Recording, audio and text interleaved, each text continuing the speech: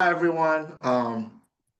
My name is Dr. Success Okafor, and I want to first of all thank my colleague Koro, who is here helping us, and I have Chuck, who is our policy director, and I worked directly under him.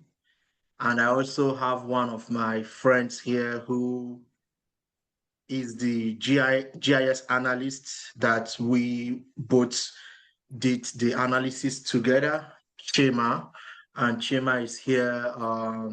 He's in North Carolina Central University, and we all are going to answer the questions at the end. So just want to remind you that over the next 1 hour, I would do the presentation, and then after that, we are going to have a section for Q&A. Currently, I am in Virginia State University as a research faculty.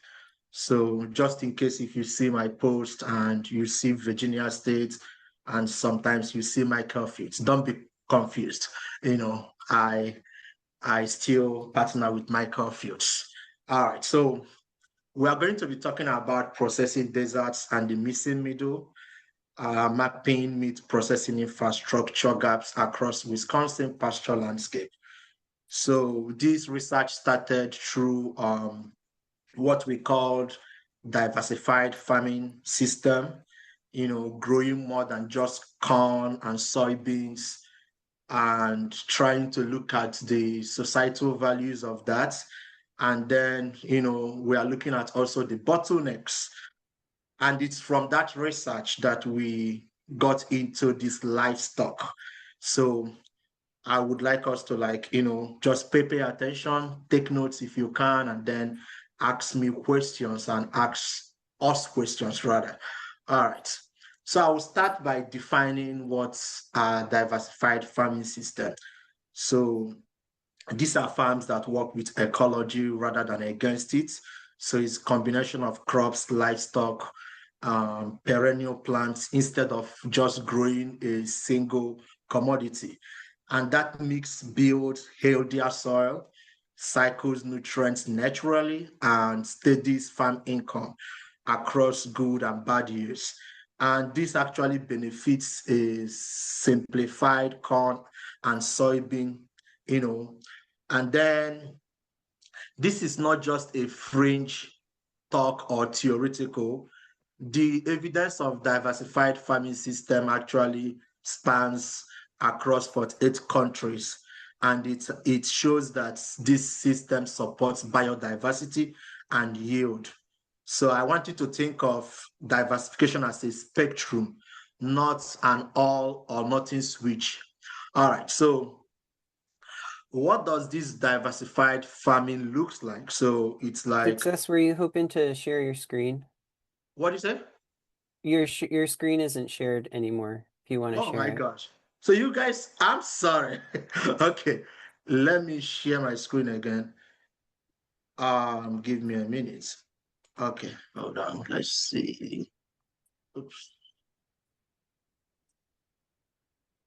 I thought I was sharing all. I just kept talking. Okay. Can you guys see my screen now? Chuck, can you Yes. see my screen? Yep. Perfect. Let's see. Hold on. Okay, good. So I'm going to start from this slide too. Okay, so what are diversified farming system?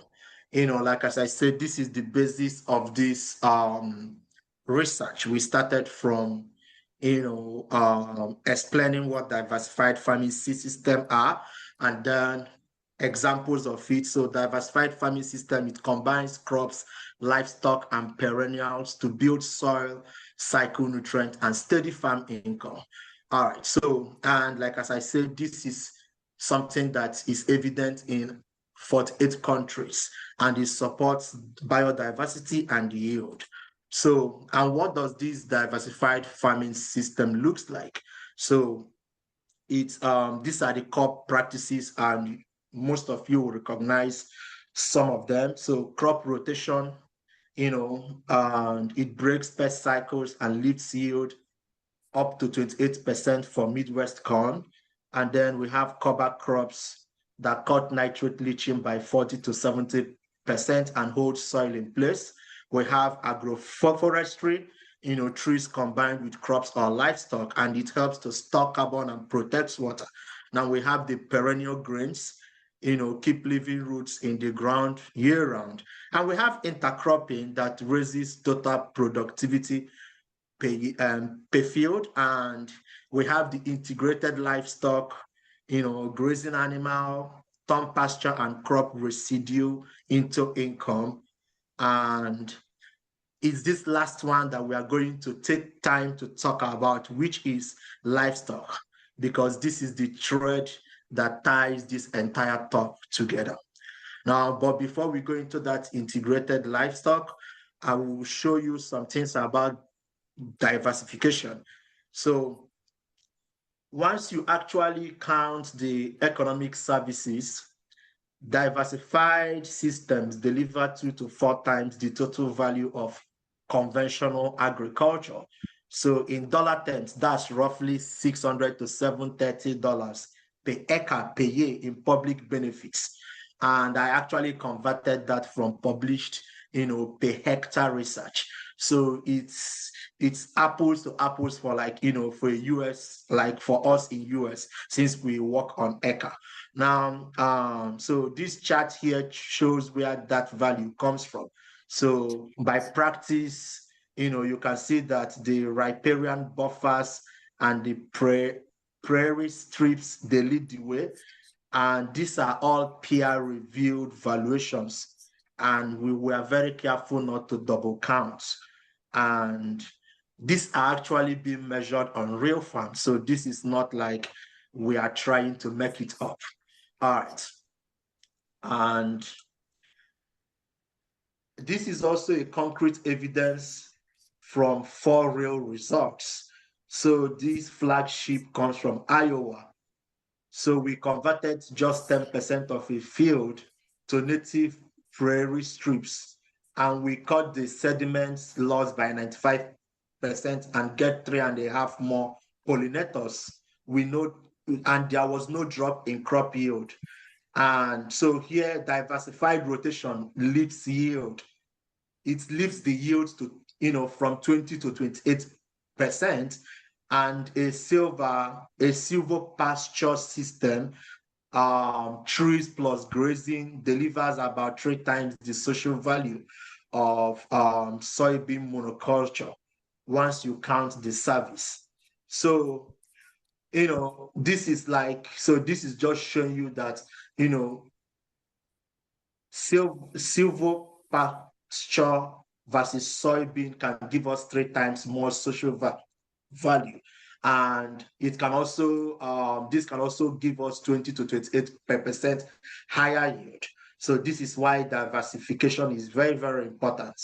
Now, when it comes to the federal dollars, this is where we have a little bit of misalignment. So in 2025, direct government farm payments, it dwarfed the conservation spending by a ratio of 8.4 to 1.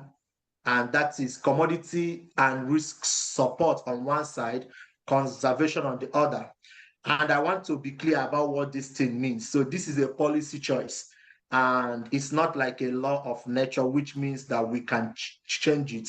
So crop insurance subsidies alone top $9 billion a year, and a recent farm bill proposal would actually widen this gap further. So and this is relevant to a farmer deciding what to plant, let's say next spring. This signal is loud, and is something that we have to look at critically, that if direct farm payment is 40.5 billion and conservation is just $4.8 billion, that means that there is actually a misalignment, and that's why the policy work we are doing is very, very important. So let's leave this and go into the main talk of the day. So with everything I've described, the value, the resilience, and the diversification income. Now let's talk about livestock. Grazing animals are what turn pasture and cover crops into a marketable product. And it helps to cycle nutrients back into the soil. But here is the catch that launches this talk. By law, to sell meat commercially, we all know that the animal has to be slaughtered at an inspected facility. And if there is no processor within reach, there is no market, no matter how generous the incentives are. So the question here becomes very concrete and very geographic. Where can farmers Spit actually my get gum their... out and just go to the bathroom. All right, so if you are coming in, just please mute so that we would keep flowing. All right, so the questions becomes very concrete and is very geographic for us because Michael Fields will be based in Wisconsin. So where can farmers actually get their animals processed? And this is what we actually mapped out. So we'll start from definitions and let's start with the rules, like as I talked, before we go into the definition. So under the Federal Meat Inspection Act, as I said initially, any livestock sold commercially must be slaughtered at either a state or federally inspected facility. So practically, access to one of those plants isn't a nice to have. It's actually a legal precondition for reaching the markets. So the key idea on it's now unlike a knowledge or agronomy problem, which a farmer can solve on their own land. Processing access is shared infrastructure. No individual can build their way out of it. And so it's something that is very, very important. And during the COVID-19, the 10 largest cattle plants holds about 90% of national capacity. And COVID-19 actually knocked out roughly 40% of packing almost overnight. And that concentration is exactly where local access matters. So we did two important, we introduced two simple measures, and it's very, very important that we defined it. So the first one is, what is a processing desert? So it is a county with 0 inspected red meat slaughter plants inside its borders. A blunt, absolute yes or no. So now, the next one is processing tin index. What does it mean? So this second one is sharper. It means that for counties that do have a processing plant, it's dividing the pasture acres by the number of plants. That is the number of processing plants. So that means that a high thinness number means that one lonely processing plant is stretched across an enormous amount of land.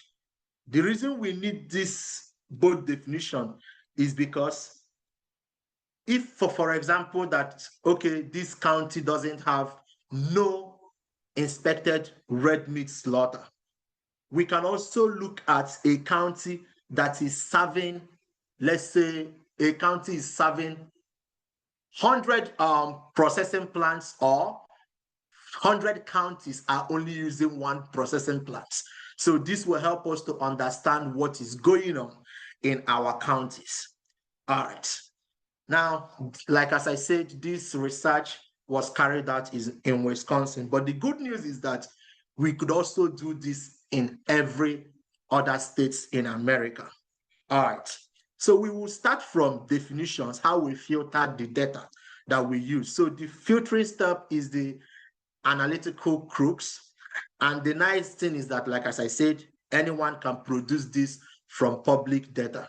So we started with all 200 licensed meat establishments in Wisconsin state directly. Now we removed 67 custom exempt plants, which can only process an animal for its owner, but not for commercial sale. Then we remove another 150 that are inspected, but can actually slaughter, sausage makers, cut and wrap shops. Now, what is left is 69 inspected red meat slaughter plants, the only facility that can legally bring an animal to market. And I want us to sit with this for a second. So look at this. So from 286 to only 69 inspected meat slaughter plants that are only legal to the whole of Wisconsin. So let's say Wisconsin have 100 counties. So only 69 processing plants is what is going to serve the whole of Wisconsin. And this is the real issue that we are looking at. So this is the headline for you.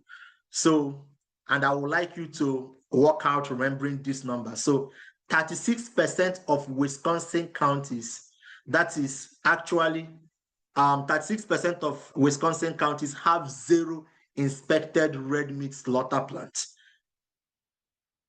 So that means that is those that have absolute deserts, and that's about 719,000 acres of pasture with no in-county path to market. And let me be honest about what this means and what this doesn't mean.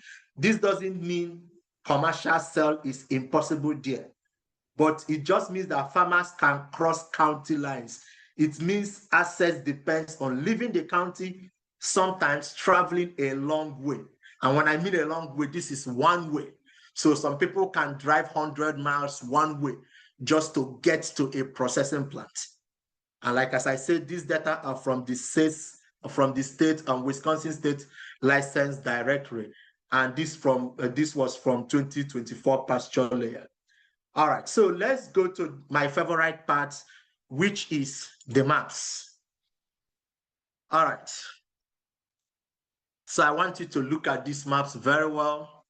The figures you are looking at that looks like cattle, these are the meat processing facilities. If you count them, it should be 69 of them. All right. So this is the map showing you the percentage of pasture lands by county, overlaid with what I just explained to you, the meat processing facilities we have. So the plant clusters down in the south, while the biggest pasture bases up north and out west, they have very few. So look at it. So here is 0.07 to 2.53. So look at all these places. So can you see there is no meat processing plants here? So these guys here, let's say you are living in this particular place. The closest that you can drive to probably is this one. And then somebody here have to drive up to here. So people here is either they drive down here, or they drive down here, or they drive up to here. So can you see what's going on? But if you are coming down here, you can see we have more meat processing plants around here. And these are real data. This is what is going on, in Wisconsin right now. All right, so let's move to another map here. So this is distribution of meat processing facilities. So the dark counties here with this darker color here means no inspected slaughter plants.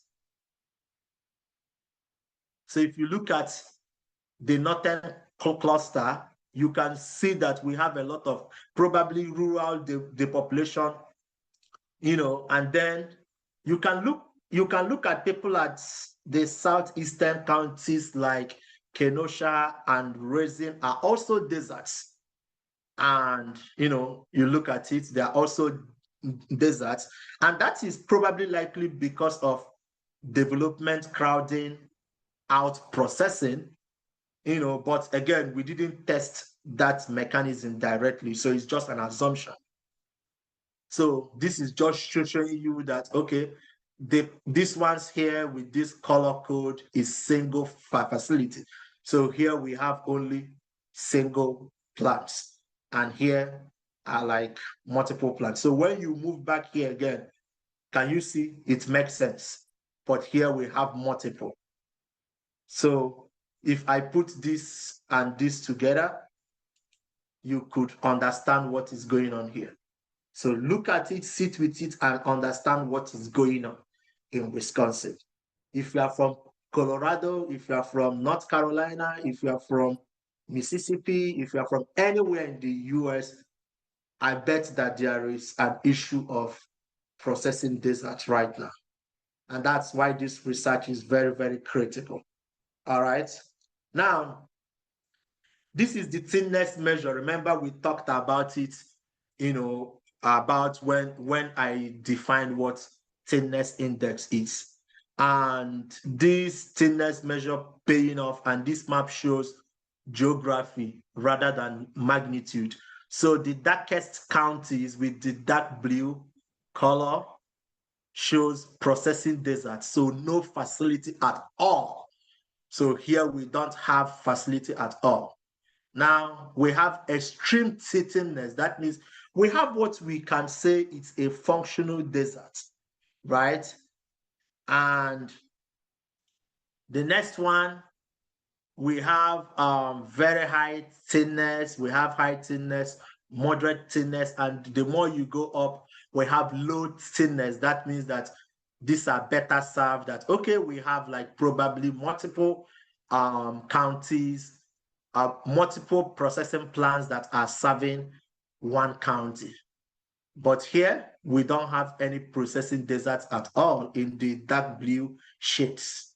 And here extreme thinness, which is functional desert. So we have one that is, one processing that is serving one county. And that's why we defined it as functional desert, but that is not the best. The main aim for us is to have low thinness, which is that we have multiple processing plants serving one county. Farmers have told me in the past that they have to book like 5 months ahead, 4 months ahead for them to process their livestock, which is not the best. All right. So this map is for, policymakers. It folds both measures into 4 categories: absolute desert, as I mentioned, functional desert, moderately served, and well served. The darkest green counties are absolute desert with 0 plants concentrated in the north. The next shade is the functional desert, like as I said, have a plant, but extreme thinness, and they cluster through, the central and southwestern driftless. Then moderately served and well served. That counties, like as I said, they need brand new capacity. The middle ones, which is the functional deserts, they may just need expansion or a mobile unit, probably not a whole new plant. So, but this comes to the question, and that's the practical question I want every farmer to, us to ask ourselves, and that I'm going to ask farmers. How far would I drive as a farmer? How far would I actually have to drive? How far should I drive? And that comes to the next, research that we decided to, think about. And this, I will also have to give, honor to who honor is due. So when I was doing this, Chema, who is also here, he brought about this idea of we also need to measure how far, a farmer should drive. And that also made this research we are doing more rich, so that you could understand, how far is good, or that, okay, we can say that a drive time of, let's say, 20 minutes or 40 minutes or 60 minutes cut off one way is a good, drive time. So we measured access to in two complementary ways. And so we did like a straight line distance from a county center to its nearest run from, under a mile. And Lafayette County, all the way to 77 miles into the far north, you see that some people have to drive 77 miles. So that is like 60 minutes drive. And I'll be very upfront that the 60 minutes drive line, it's our planning threshold, not a Lego maximum. So that means that for our research, so I and my team, we are saying that, okay, 60 minutes is actually the maximum. Well, let me not use that maximum because of research, but we are suggesting that our threshold, which is not a legal maximum, is going to be 60 minutes drive time. That is what we are looking at, that somebody should drive, and you could say that, okay, after this 60 minutes drive time, I think it is not the best for the farmer. It is not cost effective for the farmer, and also not the best for the animal too. You get what I mean? So this is the map here. So how far to the nearest plant? So this is the map of distance to the nearest meat processing facility. So if you look at this, watch the gradient. So the distance climbs steadily as you move north, from under a mile in the south to more than 77 in the far northeast.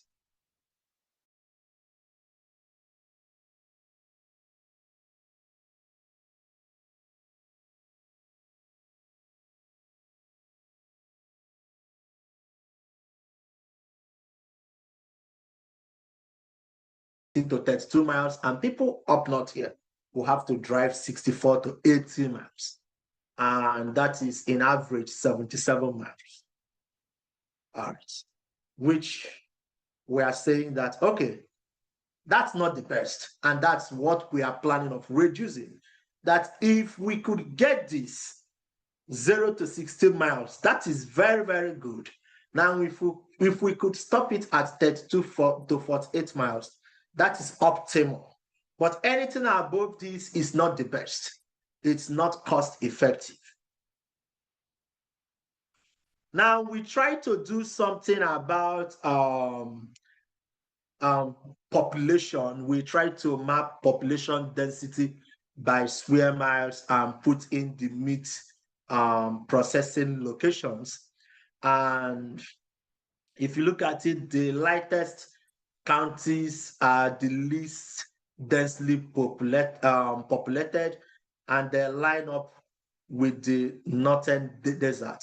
So if you look at this, you can see that, okay, the population density here is under 80 per square mile. So you can see that this is very rural area. And then here is rural, 191 to 408 is semi-rural, 408 to 761 per square mile is suburban, and there is urban, which makes more sense. So this is just for you to also understand what is going on when it comes to population density. And as we go on in this research, we could probably add income to this, add other demographics to make this research more enriched. But right now, we just decided to map out population density by square miles and map it with the meat processing location, just for you to see. All right. So what is the takeaway from everything we are talking about? So as I started with diversified farming, so diversified farming isn't a niche or a feel-good story. Once you count the full value, it is something that is economically rational and socially valuable. And it's the engine for this livestock research that we need processing plants. And the barriers that remain that we are seeing are political and logistical, and not an agronomic problem. And if we get the incentives right and build the market that can receive the value, we will see that the value flows. So for us in this research that we have done, what is the next step for us? So if we are going to take 3 concrete actions from today, these are what we are looking at. First is target investment. We want to prioritize desert counties that have real livestock demand. And the next one is establishing more of pilot mobile and modular slaughter units across the high thinness driftless counties. And they are far cheaper than new fixed plants and fit the dispersed demand that we have. And the next thing that we want to keep up as our next step is keep the analysis alive. We keep updating this map as licenses change, so we catch counties sliding towards a gap before they fall in. So these are practical, fundable steps, and that is where we are heading towards in our research and in our research plans. And that is all I have for you all today. So if you have further questions, you can, contact me through the website. You can click on my name on the website and you will see my phone number and my email. And this is my extension and this is my email. You can reach out to me at any time. So we will open up for questions right away, and I would allow everybody to ask their question. If there are questions already in the chat box, I will take a look at them. And We've got 2 that I harvested from earlier that folks asked. The first was 2 questions put together from a couple of folks about how many of the meat processing plants also process sheep or goats. Do you have any insight on that? No, so I didn't collect data on those. I just did general livestock. So yeah. Okay, and then another question is if you know anything about if there are processing facilities on the bordering counties in Michigan. Oh, that's an interesting question. So when you look at the map, I can't specifically say which one is at the border, but I'm not from Wisconsin, so you all know Wisconsin better than me.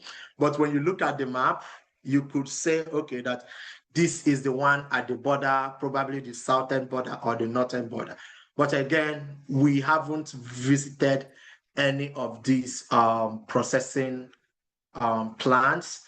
And I think Chima wants to talk about that. So he would have more insights on that. So Chima, please, can you talk about that? Thank you, Dr. Okafor. Thank you. Thank you, everyone. Thank you, Chuck and Coral. So I think that's an interesting question because many times there is an overlap between facilities, a special distribution of facilities or location points in bordering counties. Like if there are definitely people up on the up on the border between Wisconsin and Michigan, there is a high possibility that if a processing facility in Michigan is closer to me than the one in Wisconsin, then I would prefer to drive there. So that's an interesting perspective that we may need to further consider because, like Dr. Okafor said, we looked at only the processing facilities within Wisconsin, which, speaking in realistic terms, that's in terms of ground truth, we may need to consider bordering facilities to see how that impacts the farmers in Wisconsin because in real life terms, people don't really care whether they're in Wisconsin or in Michigan. They will actually prefer what is closest to them. So I think that will bring another dynamics to the equation as to measure if there are other closer facilities that helps kind of mitigate the desert and the processing thinness that we've talked about. So I think that's a future direction that we can look at. Thank you. Thank you so much, Shema. Okay, I'm going to take this question real quick before Coral continues. So someone asks, Diana asks, does the inspected plant numbers include only the Wisconsin state? No, it's both state and federal inspected. Yeah. It's 67 state and federal inspected that are licensed in the Wisconsin, in the state of Wisconsin. And except if the data that is in the website is wrong. But from what, Chuck, if I'm wrong, please correct me. But I want to, like, that's the data that I got, and it was written there when I was reading the description that these are the federal and state inspected processing plants. And I believe that federal is USDA. If I, yeah, Chuck, please correct me if I'm wrong. Good, okay. Coral, please, you go ahead. Okay, another question from the chat from Lexi. Are there plans to interview livestock farmers to gain an understanding of how this is affecting them? If these trends are truly driving their decision to include livestock in their business, or if a lack of livestock is limiting the need for processing plants? Thanks, That's a Lexi. very good question. We currently had our field day, and we had some farmers who are livestock, farmers, and I presented part of this research to them, and all of them agreed with what I presented, and some of them wanted to also introduce me to their livestock group so that we could also have like discussion and conduct a formal interview. But right now, we haven't, like as I said, there are future directions to this as funding permits. If we receive more funding, we would continue this research. It's an interesting research. And yeah, so right now it's more or less that field day that we did, and we had some livestock farmers that engaged with me, and we had more or less some discussions. If there's any other thing that I didn't say, I think Chuck will also say some things. Yeah, that's a really interesting question, and we can talk more if you want to explore that. We can try and the funding for this program is done at the end of this month. And so we can't use any funding that we currently have, but we're always looking for the next project to go and do. So that's a really interesting idea.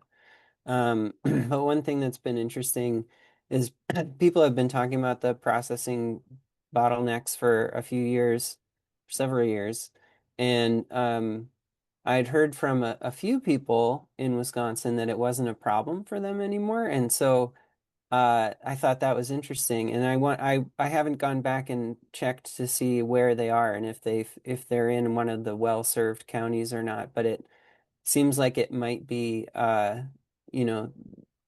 makes sense of that anecdote to me that it might not be such an issue in some places, and in other places it certainly still is. It looks like we have Hallie Schultz in the comments who would like to chime in. Hallie is a farmer who I think has a lot of experience in this area. Hallie, feel free to unmute and chime in. Yeah, my name is Ron.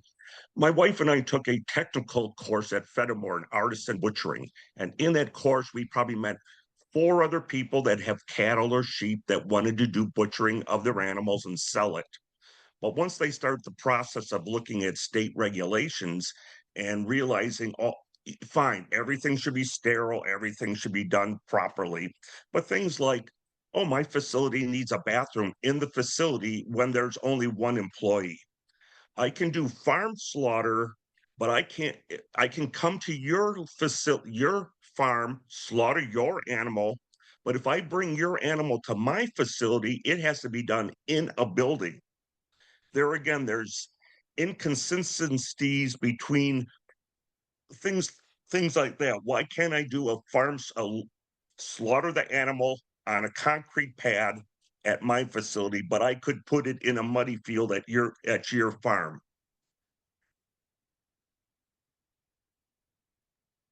Yeah, there's some That's it. interesting observations about like some of the regulatory and policy barriers to, mobile slaughter and increasing capacity. Thank you. Yeah, thank you, Ron. Yep. Hallie, did you still have a comment you wanted to share?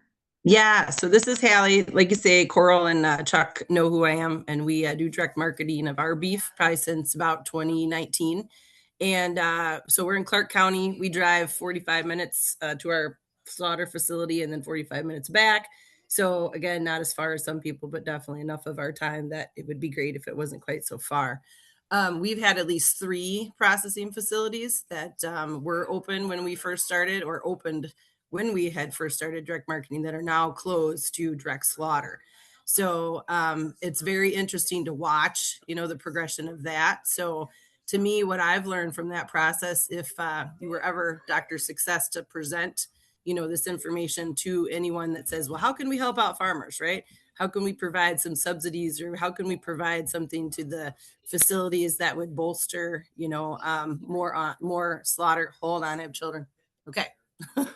So anyway, but how could we do that so that we're making sure that, say, the funds and the kind of grants that maybe some of these processing and slaughtering facilities are getting are actually going to facilities that are going to butcher Wisconsin farmers' livestock, right? Because I don't know if there's requirements in there for some of that.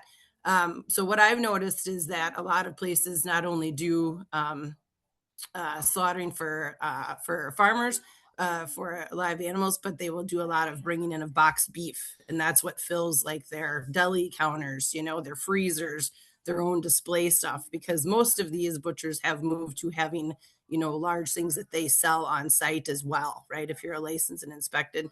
So great for them, bolsters their business, but not good for Wisconsin farmers that are trying to get their animals to a local slaughtering mom and pop facility. So I do believe that probably if they wanted to, the state, whatever, wanted to, help farmers get their animals to market and to slaughter better, it would be those things like, supporting, more mobile inspected slaughtering facilities. It would be offering incentives to the existing slaughtering facilities that would go out and provide transportation. Because I don't know if you guys know Rachel Baressa, right? But I'm jealous of her all the time, because she's always been like, oh yeah, my butcher, has a route and picks up animals. I was like, what? I'm like, are you kidding me? I'm like, I've never once ever been offered that by any of the butchers we've ever used. So those are things where that if those funds are going towards those channels, that mom and pop butcher shop can't take those funds and then just bolster their own deli counters, right? Bolster their own production or purchase of boxed beef from who knows where. So it's going to go directly back to trying to get Wisconsin cattle to market, or sheep, hogs, goats, that kind of thing too. So those would be the things that I would definitely say if you ever go back and want to fine tune, some of this research. Look at which one of those state and federally inspected facilities, are doing both boxed beef and live slaughter, and what percentage of that is their business, because that'll tell you whether or not, that inspected facility is really out there to help bring in, livestock and slaughter them, because that's what some of these have gone away from. Some of them have even gotten funds through some of this post-COVID stuff for bolstering processing. And as they get that, unfortunately, they have dropped the number of days that they're willing to take in livestock. They've dropped the number of head they're willing to do, and they are just kind of building their own business. Those ones that went out stopped slaughtering, they stopped selling retail, and now they're only doing wholesale. So they're either got out of the business altogether, or they're stopping all slaughtering, stopping all sales to the public, and they're just going with wholesale accounts, which I find very interesting. So it definitely doesn't help the farmer, when they go that direction. All right, that's my 2 cents. Thank you, Hallie. Kelly Maynard, did you also want to chime in? Hi, yeah, just some thought, and not necessarily like answers, but some thoughts along this line. So I work with the UW Center for Cooperatives, doing cooperative, like mostly new cooperative development. And I have worked with two groups in the last several years that formed cooperatives predominantly of livestock producers that then were starting their own processing facilities. And both of them did robust feasibility studies in the course of like their getting everything going. And one of those is the project I think I put in the chat earlier that is going to be opening a facility in Mount Horeb this year, which is in Dane County. The other one was in Green Lake County, and they got organized during COVID when there was a huge crunch for slots, and then as that eased, and for a number of other reasons, their effort kind of fizzled out. And some of the observational things that came through working with these folks is that kind of much like farming, like the margins in a processing facility are so thin. And so like as those folks making business decisions, right, they're having to sometimes make thinking about like bringing in the beef boxes or whatever. I like 100% agree, like, does that support Wisconsin farmers? No. And they're trying to also make decisions that make sense for their business, and it's like, right, what is that subsidy, support, grants? What is the support there that like incentivizes them to use more Wisconsin beef? Also, the kill floor is by far the most expensive part of a facility. And so if you don't have to deal, and the part that has kind of the most regulations attached to it and the training attached to it for the employees. And so if I could see why then like bringing in frozen box beef makes sense, because then they're just not dealing with the kill at all, and someone else has had to deal with that. But that is a place where providing more support and incentive for mobile slaughter, really, the facility that's going to open in Mount Horeb they're not slaughtering on site. Their business model is to have their own mobile slaughter unit, and then just process and on site. So, I think that those are some models that would support the processor, with notion of like, them needing to be viable in a tough market, but that also then are a bit more supportive of farmers. There's also, I just got mentioned, someone talked about attending a training program. The labor piece of this, like not many, there are a lot of processors, there's a lot of existing processing capacity that does not have a succession plan. Like as the family, that if it's been, kind of family owned, right? And if as the older generation that's run it for a long time, like if their kids aren't taking over, if there isn't, so like, certainly like there's obviously opportunity to create new processing infrastructure where there are these deserts, but it's also like, how do we make sure we don't lose what still exists, and support those folks in having a succession plan? This is true in a challenge with farms as well, but yeah.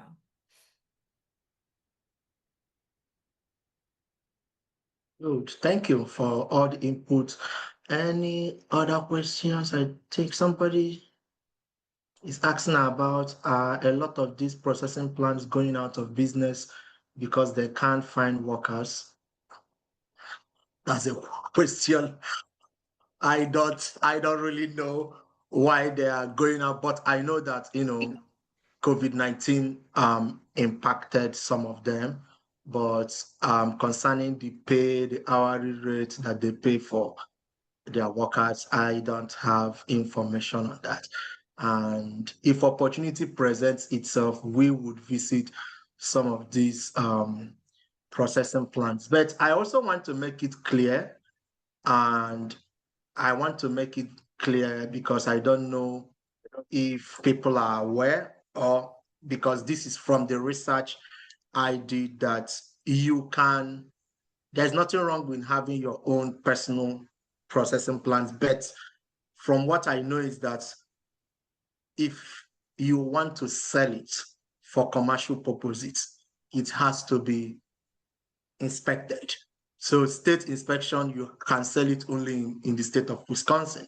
Federal inspection, you can sell it across, you can sell to those in Michigan, you can sell to those at Illinois. I don't know if we're aware of that, but it's something that I have to learn in the course of this research. So I bet, like as I said when I started this webinar, the reason for this Zoom meeting is for us to learn also what the farmers are facing, what is obtainable, what is not obtainable. I don't have all the answers. I'm an economist. I'm just learning. Chema is a GIS analyst. We are just trying to learn all this, and we are growing in the knowledge, and it's what the farmers teach us. That's what we carry out, and we try to make or create research that will benefit farmers. I don't know if that makes sense, but yes, I just want to put it out there that we are all trying to learn. We are trying to, create research outputs that will reflect what is going on with farmers. All right, Jeff, I think you have your hands up. Do you want to say something? Please go ahead. Yeah, thank you. And thank you for a very interesting presentation success. So Jeff Similar, I'm an extension meat specialist here in the state of Wisconsin. I've been doing this for like 20 years. So I interact a lot with the industry, and I think this topic is really fascinating. I think it's dynamic, and I just want to offer a couple thoughts, right? So when the pandemic happened, right, there was a shortage of capacity, right? And the state and the federal governments provided monies to have expansion. And then, right, the meat industry, not only in Wisconsin, but across the country, found two situations or challenges. One was workforce. So they built it, but then they didn't have people to work or train people to work to do the harvesting or the butchering or the right slaughtering. And then, right, and then there was a crazy long, right, really challenged with capacity, right? Wait times of 16, 18, 20 plus months to get to have beef animals harvested or mini animals harvested. And then things kind of caught up, and then prices have gone up significantly. So now there's this cost of business. So there's a lot of processors in Wisconsin that don't have wait times for cattle. Some do, and some are really long. So there's like this whole variation, and I think some of that is related to just the supply and demand. And right, for those that are doing for those farmers that are doing direct marketing, it's a lot of dollars to right. These animals are worth a lot of money. Anyway, I don't have any right epiphany type stuff, but I just want to bring this up as it would be fascinating to try to overlay or somehow integrate some of those factors into the work that you've done and presented, because this is a challenge for sure, and it's right lots of layers to try to work through to try to figure out what's causing it at that time, what are possible solutions, and what are the best paths moving forward. So thank you again for your time today. Thank you so much. That's why even here in Virginia State, I love to work with the extension guys, because you guys know more about what is going on out there. So thank you so much. Yep. Thank you. And we believe that in future we would try to do more work and get opinions from you guys also in the extension, in the cooperative extension. Yeah, thank you so much. I'd be happy to collaborate and help out in future work. Thank you. Awesome. And we are at time, but Success, if you're willing to stay on, if people have further questions, we can keep it going, but we are at the allotted time. Yeah, we can do next for the next maximum of 10 minutes, and we can call it a day. Yeah, I think I saw Margaret Crome here. I think I saw her. I don't know. I saw her name pop out, but yeah. And if there is any other question, please, or any comment, we would appreciate you say anything. But if there is nothing else, we would end this. And if you want to contact us, please go ahead. Oh, Chima, you have something to say. Please go ahead. Yeah, I wanted to call your attention. There was a comment about okay. They were asking Kelly, it was Grant asking, I would love to hear more about farmer processor co-ops Okay. form. So I think that wasn't directed to you, but thank you. Thank you. Okay. I had a question about pasture, about if you thought that was relevant or not, you know what I mean? Because like a lot of beef, a lot of things in Wisconsin are going to be confinement based just because we're doing dairy beef, in Wisconsin. So do you feel like that's a relevant measure in Wisconsin? Because even a lot of direct marketing people that I know, if they are dairy farming, and that's their, what are you going to call, main job, they're then taking the steers, they're taking the heifers they don't want, they're putting them through confinement and raising them through confinement the whole time and still doing direct marketing of beef. So that would be interesting too, because I would kind of look at that number and say, well, it's kind of useful, but it maybe not so much in Wisconsin for acres of pasture, just because we're not always looking at that. I work as a grazing specialist, so I help farmers, set up pasture systems. And when we set up pasture systems, I mean, we're lucky if it's like 20 acres, 50 acres, it's usually not a huge amount of pasture, until they get bigger, that you're thinking about, to get past that. So do you have any comments on that? I will leave that to you. You know The better. interesting thing to add is,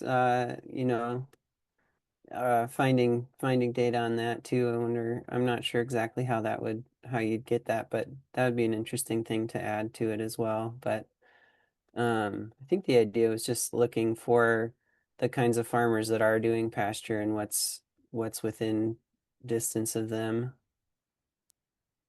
Chuck, do you know if it's pasture acres defined by FSA? Is that what Dr. Success used for numbers? Did he just say, hey, what does FSA in these counties, report as pasture?